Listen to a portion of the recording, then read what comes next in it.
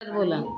जे 3 गाडीचे घेतलेले 2 लाख रुपये आणि जे हप्ता घेतला होता म्हणजे या घराचे 3 वर्ष पैसे भरलेले आहेत त्याचे असे मिळून ते 4,15,000 आणि गाडीचे 2 असे 6,15,000 रुपये मी महिन्याला 5,000 करून हप्त्याला देऊन टाकणार. मुलगी कुणाकडे राहील ते त्यांचा प्रश्न आहे, त्यांनी सांगायचं त्यांच्याकडे राहील. मुलगी तुमच्याकडे आणि मुलगा माझ्याकडे. तुमच्याकडे. ह्याच्यात काही पुढे मागं काही अडचण नाही. परत मुलीसाठी कोर्टात जाऊन सुद्धा मला त्रास द्यायचा नाही. नाही आपापसात आता हे इथंच मिटलेलं आहे. कोर्ट बिर्ट काही नाही.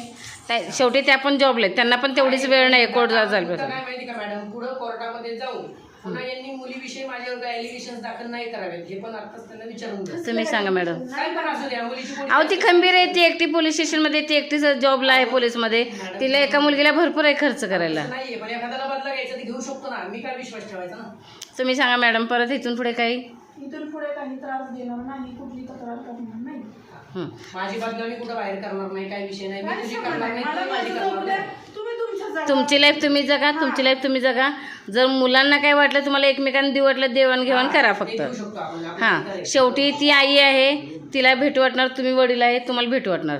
त्या बाबतीत तुम्ही स्वतःला 1 तासभर वेळ देऊन तुम्ही त्या मुलांना एकमेकांना भेटू शकता. त्या मुलांनी काही पाप केलेलं आहे का इकडे पाळतो, त्या मुलांनी काही पाप केलेलं आहे का तिथं उभं राहा.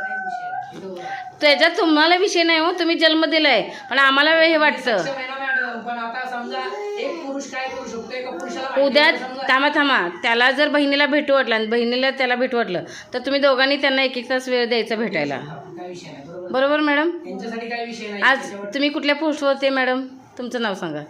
अश्विनी बाबर गाडगे, पोलीस नाईक पोस्टवर आहे.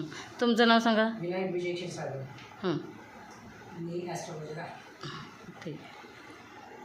फायनल डिसिजन तुमचं आहे. हो.